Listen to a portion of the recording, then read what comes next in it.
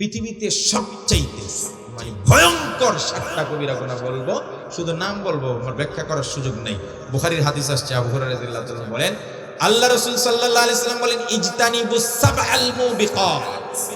হে সাহাবীরা, ভয়ঙ্কর, ক্ষতিকারক, ধ্বংসাত্মক, আমি আর কি ভাষা ব্যবহার করব, ধ্বংসাত্মক, ক্ষতিকারক, ভয়ঙ্কর, পৃথিবীর সবচাইতে ভয়ঙ্কর 7টা কবিরা গুনাহ থেকে নিজেদেরকে সেভ করো, নিজেদেরকে বাঁচাও। সাহাবীরা কই সর্বনাশ, পৃথিবীর সবচাইতে ভয়ঙ্কর 7টা কবিরা গুনাহ, এগুলা তো জানতে হবে আমাদের। ওমাহিন্না ইয়া রাসূল, হুজুর এগুলা কি তাড়াতাড়ি বলেন। তখন রাসূল বলা শুরু করছেন। আল্লাহ রাসূল বলেন, আশরিকু বিল্লাহ ওয়াস-সিহরু ওয়া কাতলুন নাফসিল্লাতী হারামাল্লাহু ইল্লা বিল হক ওয়া আকলুর রিবা ওয়া আকলু মালিল ইয়াতীম ওয়া তাওয়াল্লি ইয়াওমাজ যাহফি ওয়া কাযফুল মুহসিনাতিল মুমিনাতিল গাফিলাত।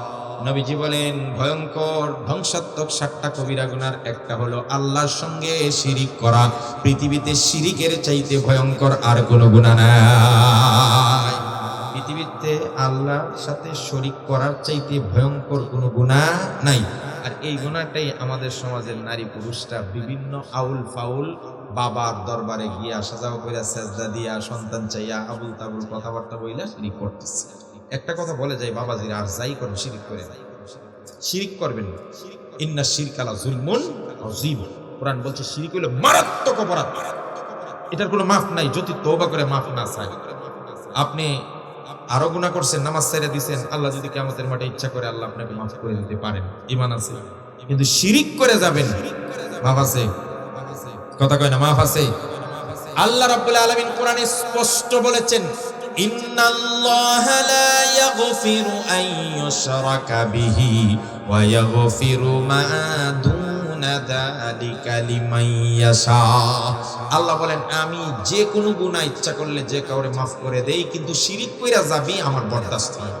কারণ এক বনে 2 রাজা হতে পারে, এটা কেউ সহ্য করে না, কেউ সহ্য করে না। জন্য আল্লাহ বলেন শিরিক করবা না, শিরিক করবা না। ইন্না শিরকা লা যুলম বলেছেন, ইয়া বুনাইয়া, লোকমান ইসলাম বলছেন, লা তুশরিক বিল্লাহ, শিরিক করো না। ওয়া মান ইউশরিক বিল্লাহ ফাকাদ দাল্লা দালালাম বাঈদা, এত দূরে গুমরা হয়ে গেছে, ওই চূড়াবালিতে হারায় যাইবা, আর আসতে পারবে না ফিরে। ওয়া মান ইউশরিক বিল্লাহ ফাকান্নামা খাররা মিনাস সামা ফাতাখতাফুহু আত-তায়র আতাহবি বিহির রিহ। আল্লাহ বলছেন, যারা শিরিক করে এরার উদাহরণ হলো আকাশের অনেক উঁচু থেকে একটা পাখি পড়ছে, পড়তে পড়তে তারে বাতাসে উড়াই একেবারে নদীর মাঝখানে নিয়ে গেছে, আর না হইলে বড় কোনো বাস পাখি ছু মাইরা নিয়ে গেছে, এরার অস্তিত্ব নেই। এটা হইলো শিরিক। দেখেন কি উদাহরণ দিয়েছেন। আরো বলছেন, ওয়া মান ইউশরিক বিল্লাহ, যারা আল্লাহর সঙ্গে শিরিক করে তারা আল্লাহর উপর তুহমত লাগায়, তারা আল্লাহর উপর কি লাগায়? তুহমত লাগায়। শিরিক একটা অমার্জনীয় কাজ, শিরিক করবেন না। যাই হোক, এটা ব্যাখ্যা বিশ্লেষণের সুযোগ নাই। তো 7টা কবিরা গুনাহ, 1 নম্বর হলো আল্লাহর সঙ্গে কি করা? শিরিক করা। এটা আমরা করব। আল্লাহ ছাড়া কাউকে সেজদা দিব, আল্লাহ ছাড়া কারোর কাছে সন্তান চাইব, আল্লাহ ছাড়া কারোর কাছে কোনো কল্যাণ চাইব। হ্যাঁ, শান্তি দেওয়ার মালিক কি? অগ্নিশিখা। হ্যাঁ, মঙ্গল প্রদীপ জ্বালাইছে, হ্যাঁ রে কপাল পোড়া যায়। মঙ্গল প্রদীপ মানে কি? মঙ্গল চায়। মঙ্গল দেওয়ার মালিক কে? কল্যাণ দেওয়ার মালিক কে? আপনি পড়েন না, কোরআন পড়েন। কুলিল্লাহুম্মা মালিকাল মুলকি তুতিল মুলকা মান তাশা ওয়া তানজিউল মুলকা মিম্মান তাশা ওয়া তুইজ্জু মান তাশা ওয়া তুযিল্লু মান তাশা বিয়াদিহিল খায়র। বিয়াদিকাল খায়র আছে, বিয়াদিহিল খায়র। আল্লাহর সমস্ত কল্যাণ আপনার কাছে, কল্যাণ কেউ দিতে পারে না। রিজিকের মালিক কে? খাওয়ায় কে? জমিনে ফসল দেয় কে?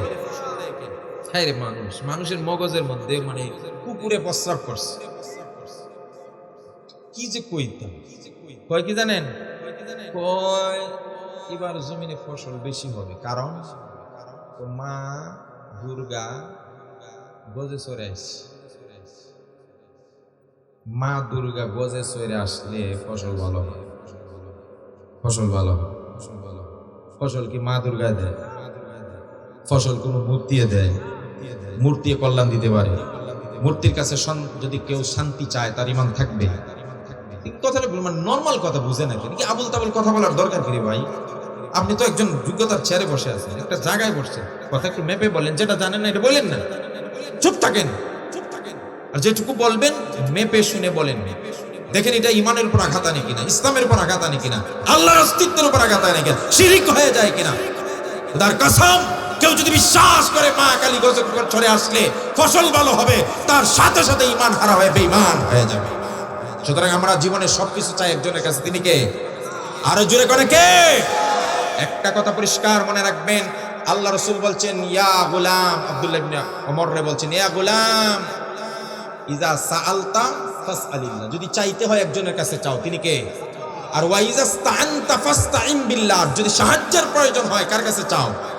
আর একটা কথা দৃঢ়ভাবে বিশ্বাস করার মনে রাখো, ওয়া আলাম আন্নাল উম্মাতা লাউ ইজতামাআত আলা আইয়ানফাউকা বিশাইইন লা ইয়ানফাউকা বিশাইইন ইল্লা কাদ কাতাবাল্লাহু লাক। বলছে সারা দুনিয়ার মানুষ যদি তোমার একটু উপকার করতে চায়, আর আল্লাহ যদি না চায়, সারা দুনিয়ার মানুষ মিলে পারবে না। আর সারা দুনিয়ার মানুষ যদি তোমার একটা পশম পরিমাণ ক্ষতি করতে চায়, আল্লাহ যদি না চায়, কারো বাবার ক্ষমতা নাই ক্ষতি করা। বিশ্বাস কোথায় গেল? শেষ। কয়টা জিনিস? চারটা।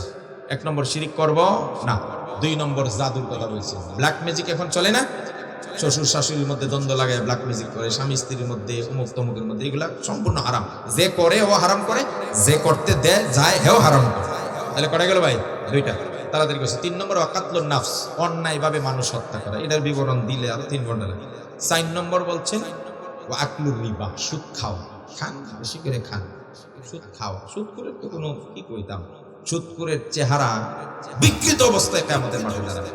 আর রাসূলুল্লাহ বলেন মেরাজ রজনীতে গিয়া দেখি এর পেটের ভিতরে সাপ খিলখিল খিলখিল খিলখিল করতেছে।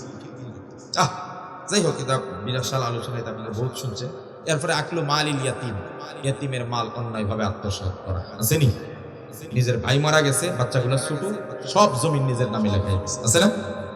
বাটপার গুলো ধরা খাবে। এরপরে বলছেন ওয়াতাওয়াল্লি ওয়ামাজ্জা, যদি কখনো ধর্মীয় যুদ্ধ লেগে যায় তখন যুদ্ধের ময়দান থেকে পলায়ন করা কবিরা গুনাহ। আর শেষটা বলছেন ওয়াকাসফুল মুহসানাতিল মুমিনাত, নিরপরাধ কারো নামে মিথ্যা অপবাদ দেওয়া। এই 7টা কবিরা গুনাহ। এছাড়াও মিথ্যা বলা, ধোঁকাবাজি করা, অনেক গুনাহ আছে। আল্লাহ যেন বড় বড় বড় বড় কবিরা গুনাহগুলো থেকে আমাদের সবাইকে হেফাজত করেন, বলেন আমিন। আমাদের সন্তানদেরকে যেন আমরা দিন শিখাইতে পারি, দিনদার বানাইতে পারি। কমপক্ষে মাদ্রাসায় 1 কি 2 নাইলে 3 বছর যদি ছোটবেলায় নুরানিটা পড়াইয়া যেতে পারেন, আমি গ্যারান্টি দিচ্ছি এই ছেলে কোনোদিন নাস্তিক হবে না। কারণ এই ছেলে আল্লাহ সম্পর্কে সুস্পষ্ট একটা ধারণা নিয়ে বের হবে, ইসলামের আকীদা সম্পর্কে সুস্পষ্ট ধারণা পোষণ করবে।